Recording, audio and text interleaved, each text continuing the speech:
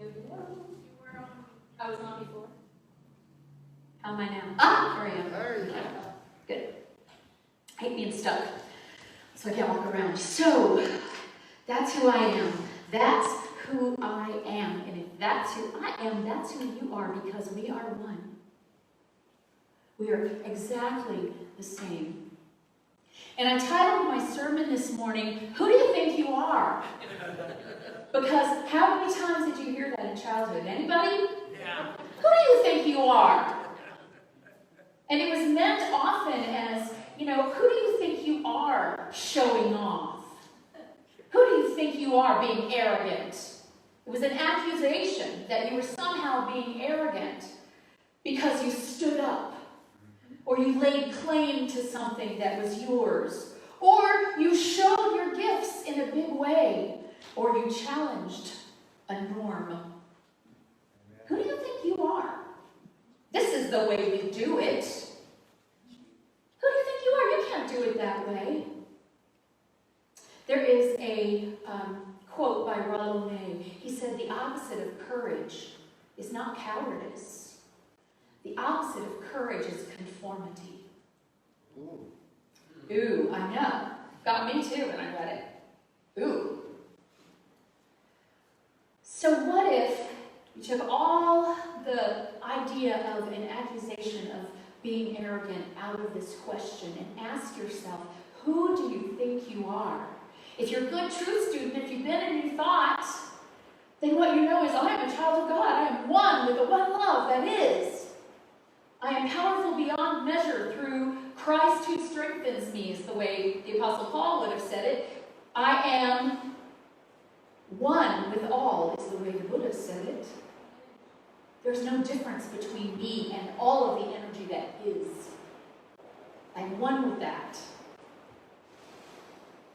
An ocean and a tiny drop. Now here's the thing. We are an ocean and a tiny drop. Everything that is ocean is in a drop, no matter how small it is. But we would never call a drop the whole ocean, right? So everything we are is made of God. As individuations of that, we cannot claim being the whole of God. But as part of everything, we are the whole of God. Together we are the whole of God. And that's the right answer. If you're a good truth student, that's the right answer. And it is true. But I didn't ask who you are. I asked, who do you think you are? Because we can profess a belief, but unless it's really at our core, unless we have absorbed it, unless we are coming from there in our authenticity, then I will tell you, the world will meet you as who you think you are, not as who you are. Does that make sense? Yes. I'm the thinker who thinks the thought. That didn't mean you made it rain. But what it means is, here's the thing. Have you ever gone home to family and you think to yourself, I've grown so much. I'm such a different person than I used to be. I don't even believe any of that stuff anymore. I am strong. I am. And then you get around your family and suddenly you find yourself acting like an infant again. Because everybody in the room thinks you're who you were when you were 12. Because you haven't been around them, You have to know it that strongly to be who you are, even if everybody in the room thinks you're 12. That's the only way to let anybody know that you're not 12 anymore. Spiritually, mentally, emotionally. So, here's the thing. Our stories, the stories we tell ourselves can be our very best friend, or they can be our worst enemy. So when I ask, who do you think you are, I'm going to ask you, what story are you telling yourself?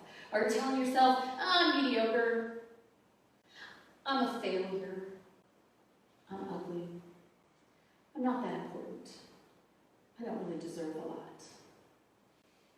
If that is your core belief under your affirmation that you're just great, then you will meet the world that way, and the world will meet you that way. So it's very important to spend some time, and y'all, this isn't something that can happen on Sunday morning. You can get an idea on Sunday morning, but then you have to go home and do something about it. Ask yourself, what are the stories I tell myself? What are the stories I tell myself? For years, I told myself the story, I am fat and ugly, and no one wants to look at me or be with me. And guess what? I married someone who absolutely agreed with that. The first time, not this one.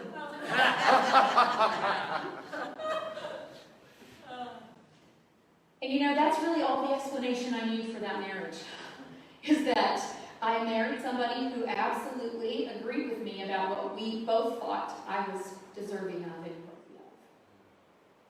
But when I left that marriage, and I had to determine who I actually am, I had to start telling myself a different story.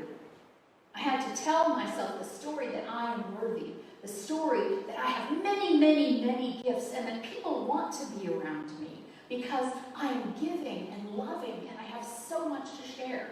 Amen. Now, I've been slowly writing that story for the last 32 years, basically. And it's funny that E.E. Cummings quote where he says, we don't believe in ourselves until someone reveals something deep inside us that proves to us that we're worthy. For me, I think it was my daughter. I stayed in a marriage that wasn't good for me, but I had this baby who looked at me as if I were everything. And for that period of time, I was everything. I was everything. And I had to protect her from growing up with that story in her head. And that enabled me to understand that that was not my story. If this is the story, if this is not her story, then it's by golly not my story either. And I moved on. That's just one example. That's just one example, but I'll tell you, I met somebody who thinks I'm beautiful and wonderful. He doesn't think I'm perfect because he knows me. But he thinks I'm beautiful and wonderful. And here's what I did. I think I've shared this before. When I first started dating Bob, I was so unused to having somebody say, "You're so beautiful. You're so beautiful," that it freaked me out. And I was afraid I would fall in love with him just because of those words, whether he had anything else to give or not. And so I would write in my journal, he says you're beautiful because you are, not because he's special. Think about that for a moment. It's not that I had never heard the words "you are beautiful" before, but I always assumed that that meant the person saying it was able to see something deep in me that I wasn't showing on the outside. So I had to understand, and it took work, y'all. I didn't wake up one day and go, "I'm special, I'm worthy, I'm wonderful," and life just responded to me like that. It took a lot of work. It takes work to retell your story, to find the story that is not serving you, and to tell a different story, a story that will serve you, a story that will bring you to the places in the world and the people in the world, and bring them to you, who will then confirm that, yeah, your story, yeah, I get it. Yeah, you're beautiful, you're smart. You're smart. You're good. I like being around you. It's interesting how this has been sort of a lifelong study. I think about how I carried myself for so long. I was told I was too tall, I was too big. No one wanted to date me because they were all shorter than me. And you can see pictures of me back then. I always had my shoulders down like this, which is not a flattering way to present yourself. So we have to change our stories. We have to change our stories. Our stories can be dangerous. So our stories are not about what happened to us. Okay? That is part of your story. But the story you get to tell is the story of what you did about what happened to you, of who you are since that happened to you, of what you decided to do about what happened to you. So our stories become, rather than the child of an alcoholic, stories become, I survived a difficult childhood and thrived. I overcame, right? I explored, I discovered, I challenged the things that happened to me and create a different story. Actually, that's a really fun thing to do, y'all, to take the story and rewrite the ending. Right? It's not about what happened to you. It is not about what you accomplish. I hate to tell you this because I know you're going to be really disappointed. Life is not a pass-fail class. Oh, I've got a passing grade, I'm doing okay. Oh, I failed, it's all over. That's not what it is. It's discovery and exploration and challenge. And each failure leads us to a new discovery about what our gifts are, about who our friends are, about the stories we're telling ourselves and whether or not they're serving us. It gets to be exciting, actually, when you look at it that way. And here's the other thing that we are not. We are not someone standing on the ladder, trying to look down at who is below us and look up at who is above us and judge ourselves from that platform. There is no below, there is no above. We are all here together. We are all one. And when you stop comparing, the Buddhists say comparisons are odious. Comparisons are odious. I mean, and that's a word. Odious. It's quite a word. So no one is better, when you stop using the words better, worse, less, more, and start just showing up as you are and appreciating what that does for you, how you feel. Another thing that E.E. Cummings said is, whenever you think or believe or you know, might be a lot of other people, but the moment you feel, you're nobody but yourself. You're nobody but yourself. And being yourself is the goal. Authenticity. So you're not a person on a ladder. You don't have to judge better, worse, less, more. What you do have to do is recognize what your gifts are. All of them. We tend to think of gifts as somebody who can paint a beautiful picture, or sing a beautiful song, or write a novel. Gifts are ever so much more than that.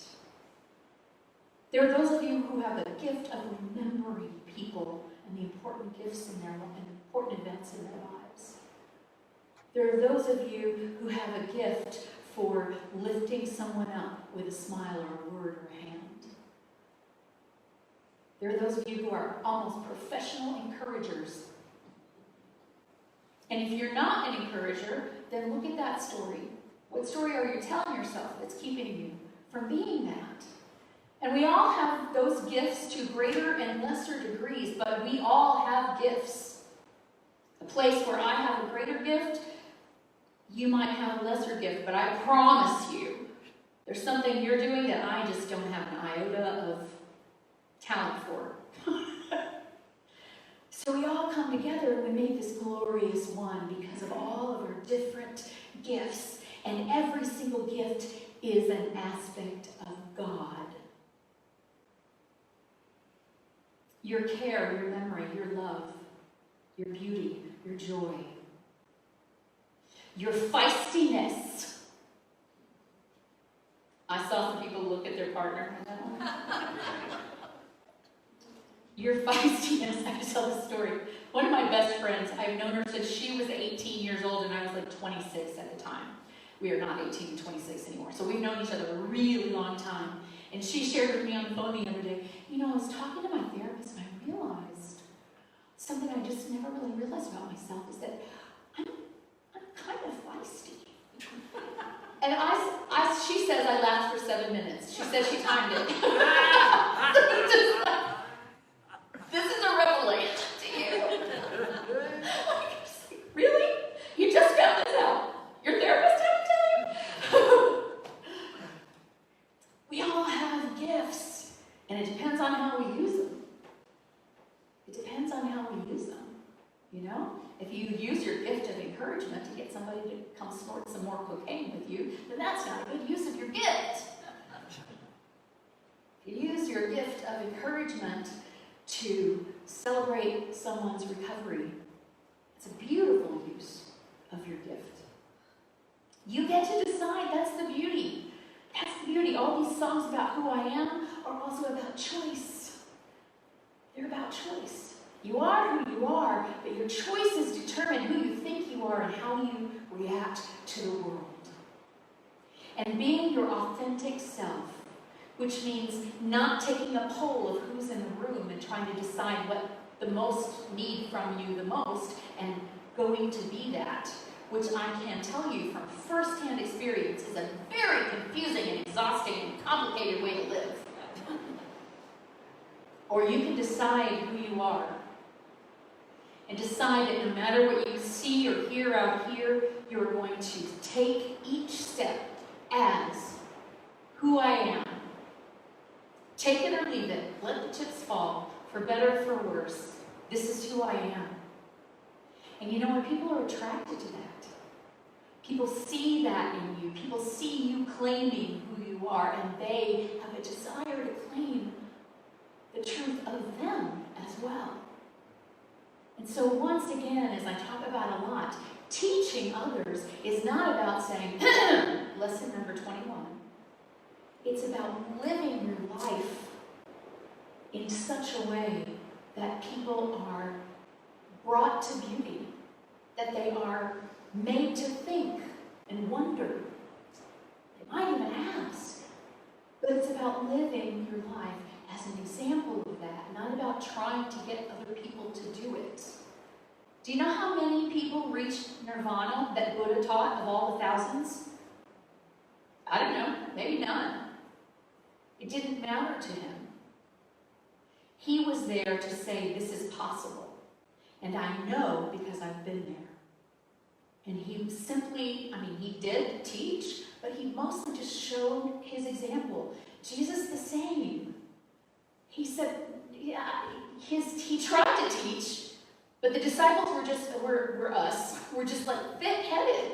They couldn't get it into their heads, and he would say over and over again, ah! And I think he must have come to a point in his life where he realized the only real way I can teach anything is just to be who I am. Regardless. Let the chips fall where they may. I'm going to tell you another story about my daughter. She's sitting right here, so she can yell at me later. When she started online dating a few years ago, she told me, and I just loved this. I was like, how clever. She put the worst picture of herself up there that she could find. And she listed all her faults, first and foremost. She said, they're going to find out sooner or later, they might as well know up front. Now, you might think that she didn't date anybody, but she did. She did. I love that. I love that about her. I love that I'm sorry, I'm who I am, and I just don't have the time or energy to be who you want me to be. This is who I am. This is who I am. It's a beautiful thing. It's a beautiful thing. Authenticity. So, here, your assignment for this week is to spend a little time thinking about who you think you are. Because once you know who you are, once you feel into who you are, then you will know where to put your focus and your energy and your attention. You will know what is yours to do in the world. You know who you are, and then you be it. And then you get all the richness of life that is yours. If you are not fully yourself, you are missing some of the richness of this life. And I don't want you to miss it anymore. Let's go and be who we are. Thank you.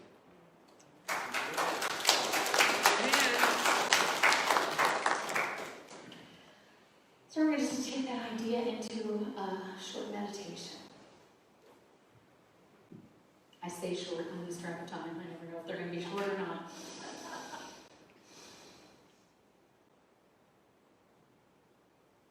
So simply just breathe in and be here.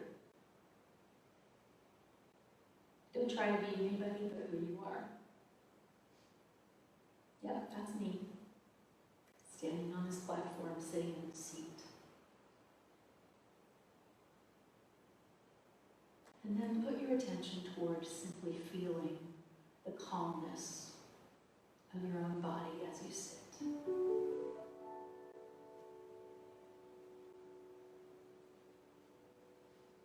It may mean that you slow and deepen your breaths a little bit. Pay a little more attention to that automatic function.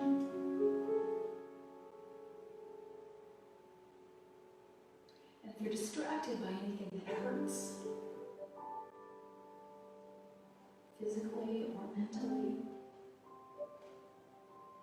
instead of trying to avoid it, welcome it in. This too. Send whatever it is, love and compassion. Whether it's your big toe or it's your heavy worry. Simply breathe into it.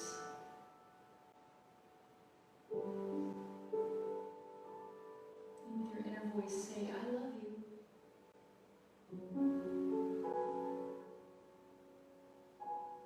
I don't have to change you. You're part of me and I love you.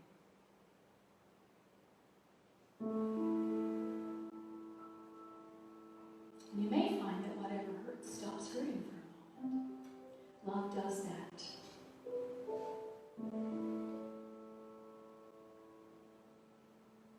But if it doesn't, just keep sending it love.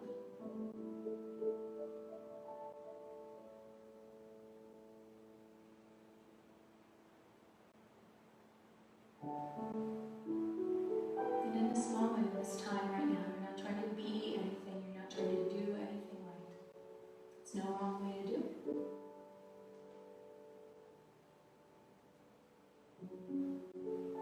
There's no wrong way to meditate, there's no wrong way to breathe, there's no wrong way to be.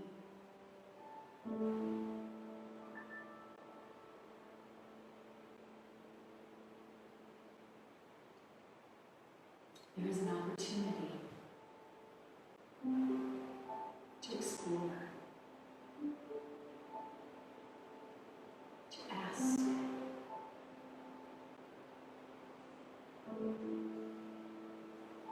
You can ask your inner wisdom, what story am I telling myself that might be holding me back?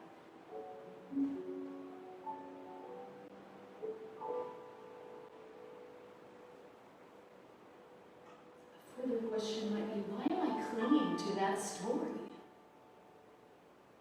that's not serving me? And we ask the why not so we can blame ourselves or anyone else. But if we're pulling weeds, we have to get the roots out.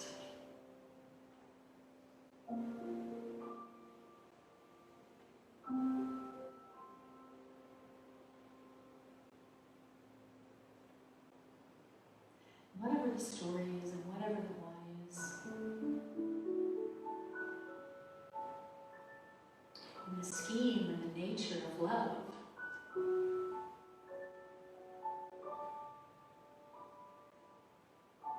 doesn't have to mean anything. You can send it love and compassion, and you can say, you know what?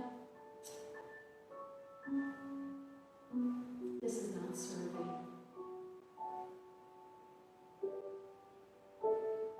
So I just love until it changes or goes away.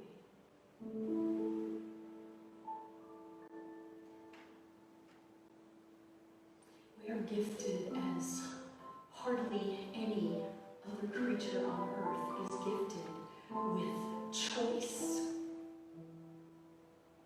Not only with awareness, the ability to see the world, but with meta-awareness, to see ourselves seeing the world, to see how we see the world.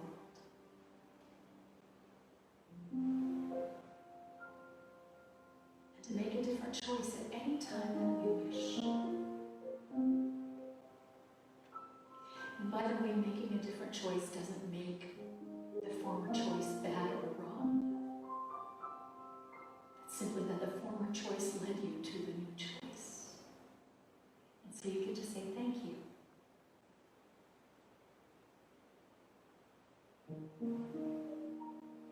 Thank you, and I love you. Are really, really appropriate stories to tell yourself. I'm grateful, I'm thankful.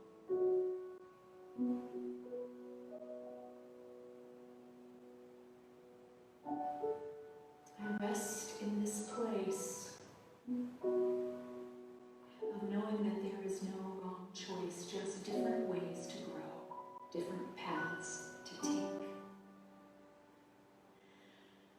To get to this place we never left, which is the truth of who we are, which is the love.